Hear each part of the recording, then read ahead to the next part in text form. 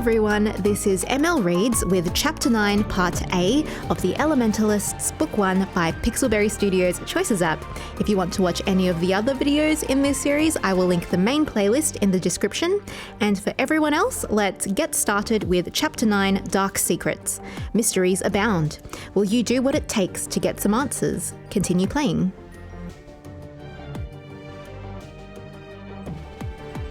Entering the game. The Elementalists. Chapter 9, Dark Secrets. Okay, so previously on the Elementalists. Now, Eli has been getting attacked by these mysterious shadow monsters, and one of them left behind this strange red rock. After weeks of researching, Eli and her friends couldn't find any information about it. However, last night, our wood nymph friend Asta rushed up to Eli and was saying that the trees were imploring her to take the red rock to Professor Kontos. And here we are. The morning after the rave, the memory of Asta's warning is still fresh in your mind. You rush across campus toward the greenhouse, the rock you took from the shadow monster a heavy weight in your pocket. Eli, Asta told me I need to take this rock to Kontos. You reach the greenhouse door and find it locked. You pound on the window, trying to get Professor Kontos' attention. Eli, Professor Kontos, it's important. There's some shuffling inside, and the door swings open to reveal Professor Kontos. Professor Kontos, Eli, I wasn't expecting to see you this morning. Is something the matter? I've never seen you so riled up. Eli, yeah, sorry to bug you, but I really need your help with something. Professor Kontos, of course, Eli. Come inside and we'll see what we can do. As you walk into the greenhouse, you reach into your pocket for the rock, but it's freezing cold. You jerk back your hand, startled. Eli, Professor Kontos, my goodness, what in the world is the matter, Eli? Eli, Someone told me I had to bring this to you. You take the rock out of your pocket and set it down on his desk. He leans in close to examine it. Professor Kontos, curious. Then his mouth drops open and he leaps back, knocking papers off his desk. He fumbles for a pan flute and plays a single shrill note. Professor Kontos, shatter! A bolt of electricity shoots down from the ceiling. It strikes the rock and bounces off it, leaving it unharmed. Crackling sparks scatter across the room. Eli, what did you do that for? He turns back to you, his eyes wide with fear and hackles raised. Professor Kontos, where did you get that from? Is this supposed to be some kind of threat? Eli, a threat? And then the choices are, of course not, or how is a rock threatening? Of course not. I just wanted to know what it was. Professor Kontos, I won't fall for that trickery. Eli, I swear, I was attacked by some kind of shadow creature, and when it died, it left that rock behind. That's why I came to you. Professor Kontos, a shadow creature? What are you talking about? He lowers his pan flute, but remains pressed up against the greenhouse wall, trembling. Ooh, he's like super freaked out. Eli, please, Professor, I'm just here looking for answers. He narrows his eyes at you, though his shoulders relax a bit. Professor Kontos, what you've brought me is an object of incredible evil, and there's no reason you should have it. Why exactly should I trust you? Eli, because you know me. I'm the same Eli who's in your classes every week. I promise that I only came here to learn more about that rock. He slowly approaches you again, but his gaze darts about the room and one of his hooves thumps nervously against the ground. Professor Kontos, I am sorry, Eli. You just caught me off guard. I've never seen one of these in the flesh before, only in textbooks. It just startled me, that's all. He clears his throat and fiddles with his pan flute, trying to appear calm. Professor Kontos, now, what is this about a shadow creature attacking you? Nothing should be able to get through the wards. Have you reported it to the administration? More importantly, are you all right? Eli, Professor, I'm fine. I just want to know what this rock is. Professor Kontos, it is not important. A trifle, really. An essence is nothing a student like you needs to worry about. Eli, so it's called an essence. Do you know what it's used for? Professor Kontos, Eli, this is not a matter up for discussion. Eli, and then she's thinking this. There's got to be some way I can convince him to tell me more, but I'll have to be smart with my responses. Professor Kontos, trust me, learning more could be dangerous. Eli, but there are evil shadowy monsters after me. Professor Kontos, and then options are, I just want to understand why, or isn't it your duty to protect me? I just want to understand why. Whatever those shadows are, they're targeting me specifically, not anybody else. I'm the one in danger. The anger drains out of you as fear takes its place. Eli, I just want to know why this keeps happening to me. He pauses, looking away guiltily. Professor Kontos, Eli, I understand that you're struggling, but I'm afraid I've told you all that I can. Eli, you've barely told me anything. Professor Kontos, and that is the way it should be. If you understood your situation, you'd be afraid, not looking for answers. Eli, you're right, I don't understand at all. I'm in over my head. This is also, and the options are confusing or scary. Let's go scary.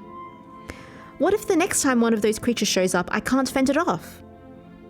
He frowns and lets out a sigh, glancing at you. Professor Kontos, Eli, I can't imagine what you're going through. It must be terribly frightening.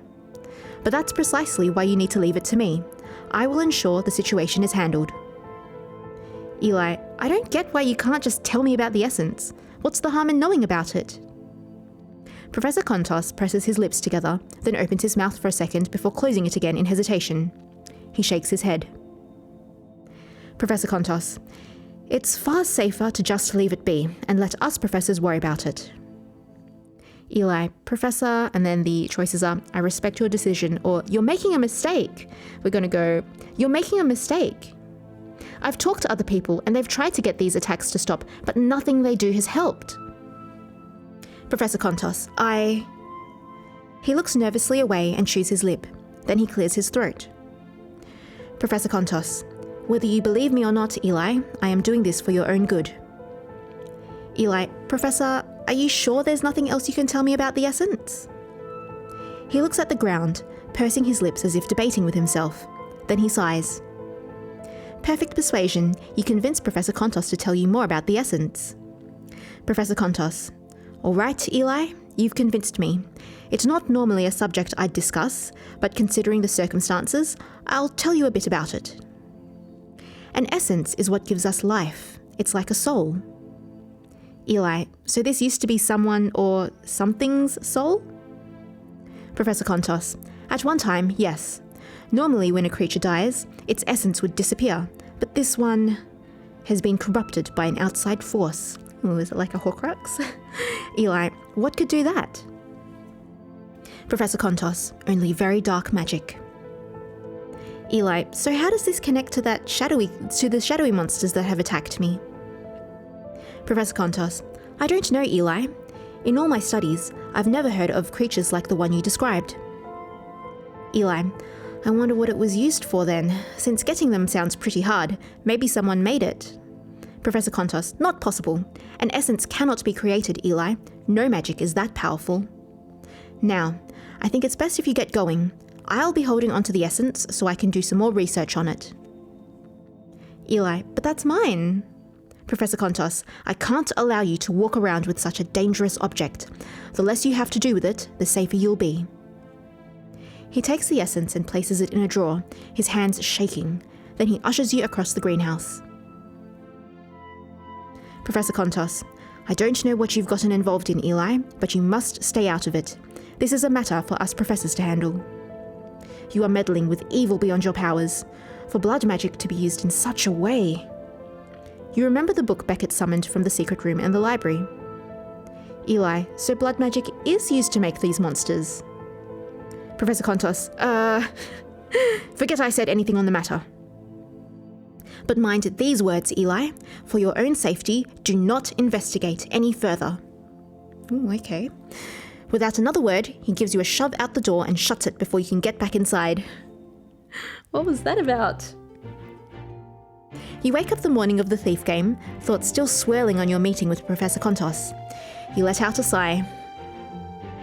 Eli, let's hope today is better than yesterday. You get out of bed and stretch your arms over your head when there's a knock on the door. Eli, coming! You go into the common room and open the door, and your mouth falls open. And it's like topless Beckett for some reason. Beckett, good morning, Eli. I hope I didn't wake you. Eli, hey Beckett, what are you doing at my door with your shirt off so early in the morning? Beckett, I was about to begin my morning yoga when I remembered that the first Thief game of the season is today. With everything going on, I thought you might be a bit tense before the match, and I figured I could help you unwind. You notice that he has a yoga mat rolled up under each arm. Eli, hang on, you're asking me to do yoga with you? Beckett, I know that may seem odd, but I promise you I'm being sincere. I would enjoy your company. I always find yoga rather centering, and I was hoping you'd practice some of my favourite poses with me. Tutorial. Take this chance to relax before the big game while spending some quality time with Beckett. You'll get to see a side of him that he rarely shows anyone, and find out what positions he has in mind for the two of you. Oh my goodness. Okay, so the options are Beckett, this sounds fun, or maybe another time. As you can see, I have not taken this premium choice before, so let's see what this is about. Beckett, this sounds fun.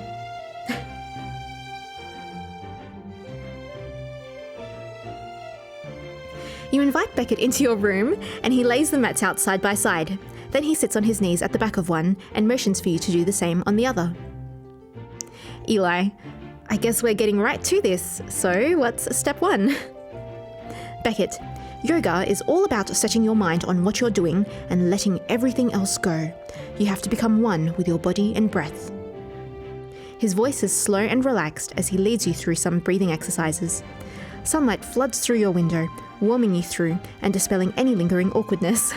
Yeah, this is super awkward. Beckett, warming up your back is crucial, so follow along. Child's pose and cat-cow are two of my favourite back stretches. Eli, quick question, who names these things? Not pausing in his stretches, Beckett grins eagerly at you. Beckett, I've read up quite a bit on the history of yoga as a practice. The origins of some postures extend back to...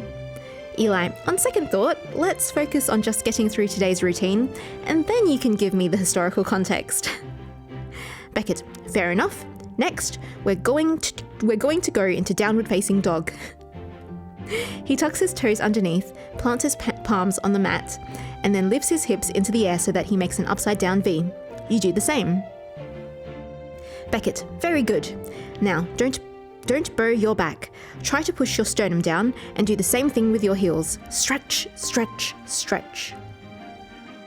Eli, and then the options are, this is easy, or I could use a little help. Let's go, this is easy.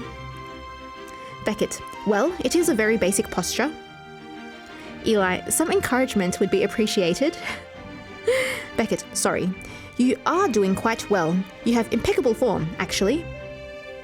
Eli, I can't help admiring your form too. It's very well structured. Are we flirting with him? You run your eyes down his body and he blushes and tries to bite back a grin. Beckett, please do try to be serious. You're the one that came into my room with like topless and yoga mats. All the tension within your body melts away as you continue through the warm-up. Soon, Beckett has you transitioning to some more advanced postures.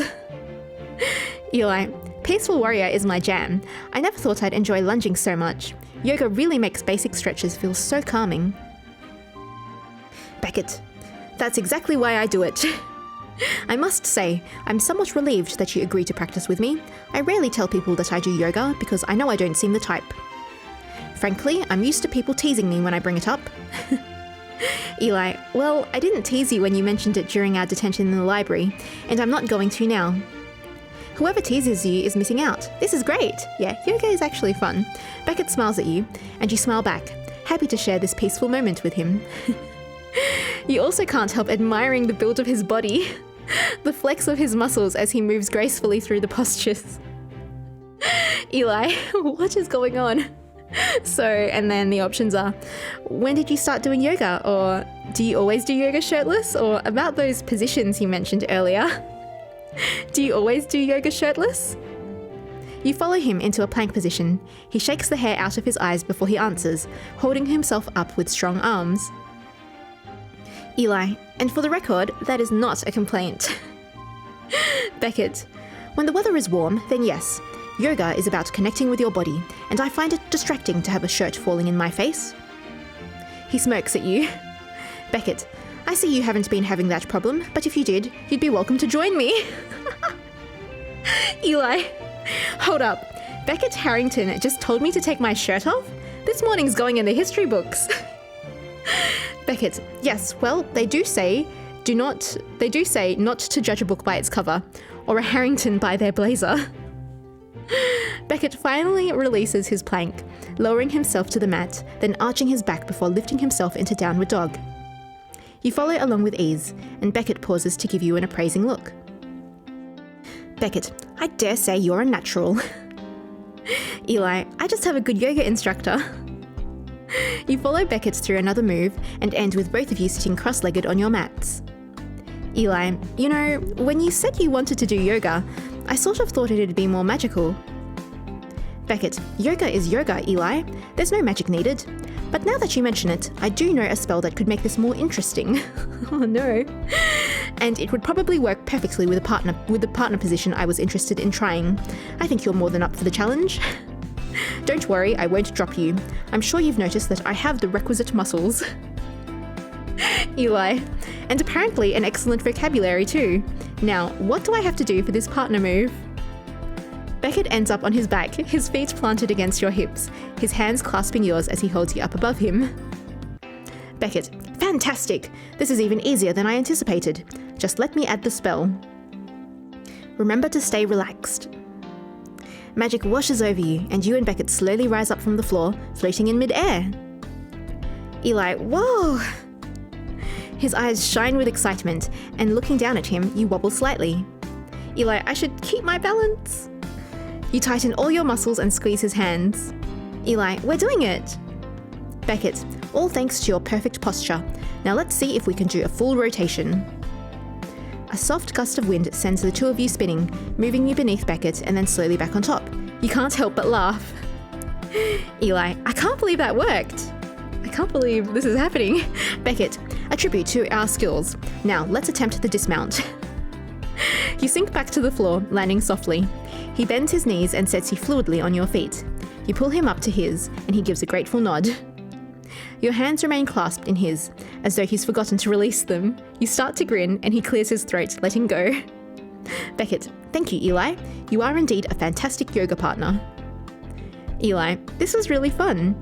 Maybe we should do it again sometime. Beckett nods seriously, then begins rolling up the yoga mats. Beckett, it would be my pleasure. I'll let you prepare for your thief game now. I wouldn't want you to be late. Eli, there's no chance of that. I'm wide awake and totally pumped. Beckett nods again and starts toward your door. When he opens it, he looks over his shoulder with a rare smile. Beckett, thank you for joining me this morning, Eli. You wave goodbye to Beckett and then start getting ready for the game. Get it twisted. You enjoyed a yoga session with Beckett. Okay, what a random scene. Anyway, later that day, you meet up with the rest of your friends and head toward the thief arena. Eli, when I met Kontos yesterday, he told me the rock is called an essence. I think it was used with blood magic to make those monsters. He wouldn't tell me much more than that though. Beckett, using blood magic and an essence to create life. Incredible. I didn't even know that was possible. Shreya, I bet he's hiding something. This seems like just the kind of thing the administration doesn't want students learning about.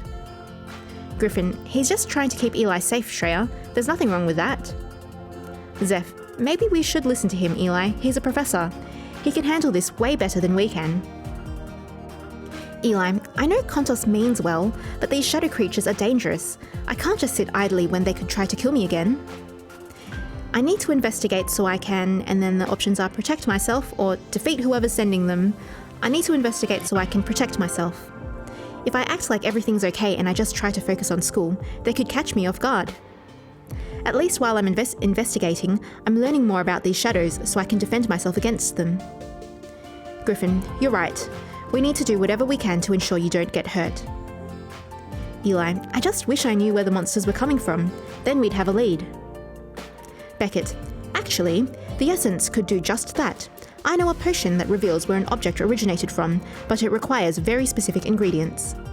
We'll need baby's breath, meteorite fragment, and a basilisk scale, and the essence, of course.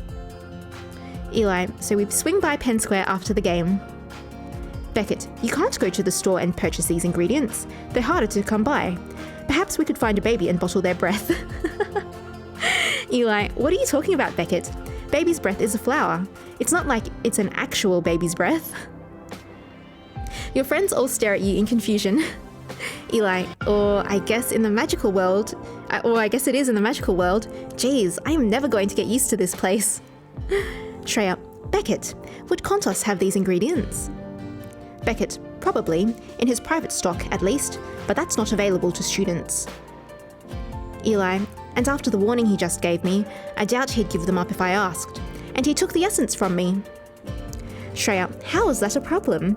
I was just going to sneak in and take the ingredients. We can get the essence back then.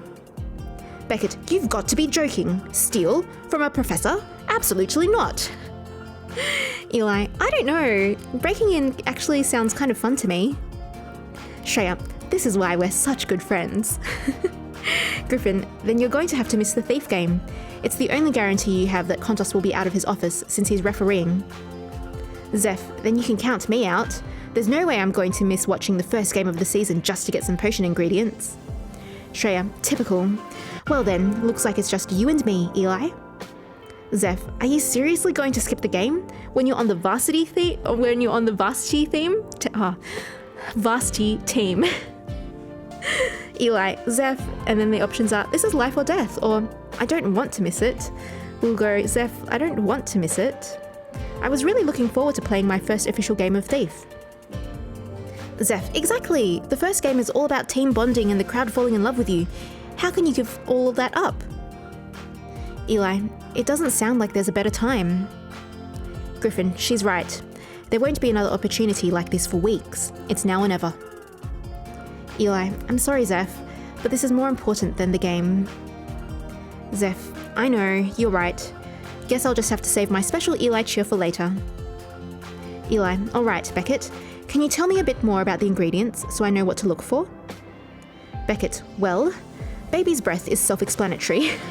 Meteorite fragment will be a shiny silver rock. The basilisk scale should be labelled, since it has toxic properties depending on how you use it. Eli, got it. Then, Shreya, I'll meet you outside the arena just after the game starts. Shreya, thank goodness I won't have to sit through the whole match. It's so hard to watch. You and your friends all stare at her. Shreya, I meant because the seats are just very, very uncomfortable. Shreya smiles cheekily and you roll your eyes at her. Then Zeph grabs her arm, tugging her towards the stands. Zeph, well, you can put up with the seats for a little while, because I don't want to miss the pre-game festivities. Zeph drags Shreya off, Beckett following after. You and Griffin step into the stadium and start trekking across the field toward the tunnel. Eli, Griffin, I'm really sorry that I have to miss the game. It's just, I don't know when I'll get another chance like this. Griffin, don't worry about it. Getting those ingredients is important. Griffin puffs out his chest and forces a smile. Griffin, besides, I can handle the game. Heck, if I had to, I could probably take on the whole other team by myself. Eli, Griffin, and then the options are you sure you'll be alright? Or you don't have to pretend in front of me. We'll go, Griffin, you don't have to pretend in front of me. Griffin, I'm not pretending. Griffin eyes the other team across the field and deflates a little. Griffin, it's just, I could use my favourite teammate, that's all. Eli, I promise I'll make it up to you. Just let me know what I can do. Griffin, actually, it's a bit of a long shot, but if you can get in and out fast enough, you could be back in time to play in the second half. You just have to make sure you check in with the coach before the whistle blows. That should be at 2:30. Eli, what if I'm not back in time? Griffin, then you won't be able to play. The coach has to submit a roster of who's playing in the second half before it starts. Eli, I'll do my best to get back then. As you enter the tunnel, you try to look sickly and put a hand on your stomach. You stumble over to the captain. Classic. Captain, Russell, I see you're suited up and ready to go. What's up? Eli, hey Captain, I'm actually not feeling so good. I don't think I can play today, at least not right now. Captain, well that sucks, but we don't need you getting sicker or making the team sick, so just rest up, I guess. If you somehow manage to feel better before the second half, let me know and we'll get you in the game. We could definitely use you out there. The team heads toward the field for the pre-game festivities, and you leave to meet up with Shreya. The two of you hurry to the greenhouse. Ooh, what's going on? You and Shreya hover in the nearby bushes, waiting to ensure the coast is clear. After a few minutes, Professor Kontos steps out of the door, whistling to himself, and heads toward the arena. Eli, come on, let's go. You and Shreya sneak over to the door and duck inside the greenhouse. The room is empty when you enter. You and Shreya step further inside, looking around. Eli, Butterball, can you give us a hand? As you speak his name, Butterball appears from the other. Butterball, aroo! Hey there, buddy. Eli, quick, you and Shreya look for his private stock. I'll get the essence. Shreya, if I were a professor, where would I hide my personal potion ingredients? Eli, probably somewhere out of sight. You don't think he made it invisible, do you? Shreya, only one way to find out. You dig through Professor Kontos' drawers until you find the essence. You tuck it into your book bag. Shreya walks along the wall of the greenhouse, arms stretched out in front of her, searching for something. Butterball pokes his nose into various plants, digging through them. Butterball, arr? Eli, did you find it? You hurry over to Butterball and see a cabinet tucked against the wall, mostly obscured by greenery. You try the handle and find it's locked. Eli, this has got to be where he keeps his personal ingredients. Now we just have to bust this lock open. Shreya, step aside and let me handle it. Eli, actually, I've got this. Shreya's like enjoying this way too much. You clench your fists at your side and feel the magic rush into your arms. You take 2 fingers and press them up against the lock, which pops open. Eli, easy. Shreya, well, colour me impressed. You're lucky that Kontos is so trusting. If he were my parents, he'd have at least a dozen enchantments guarding his stock.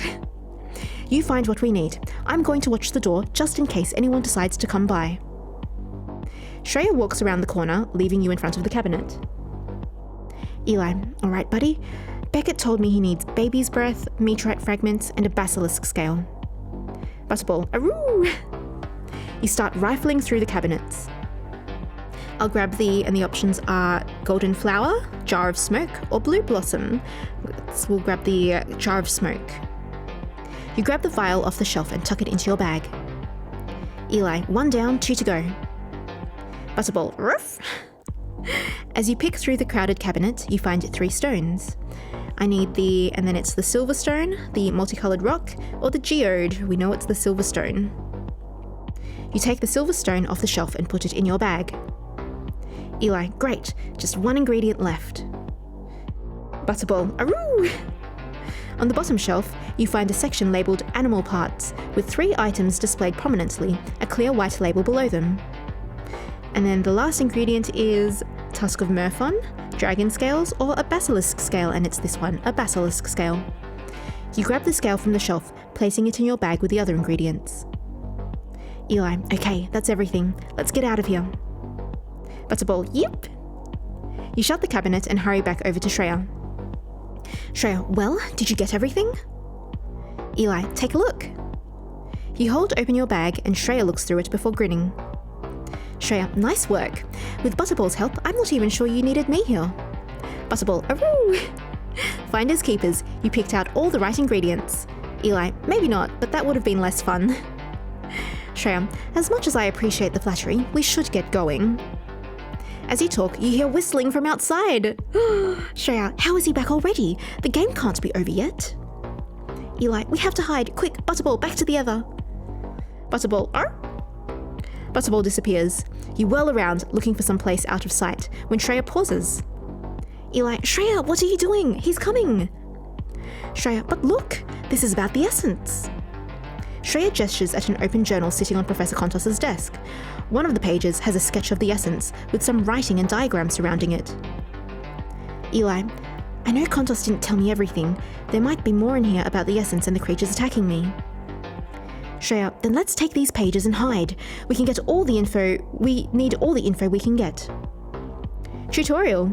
Take the pages from Professor Kontos' journal and learn more about the creatures that have been attacking you. Okay, and here we have a premium choice, but before we go on, we need to pause right here because this video is getting a bit long, but I will be back very shortly. Oh yes, and if you are enjoying these videos, please consider giving them a like, and either way, I will be back shortly for the next one, for part B, and yeah, see you soon. Bye!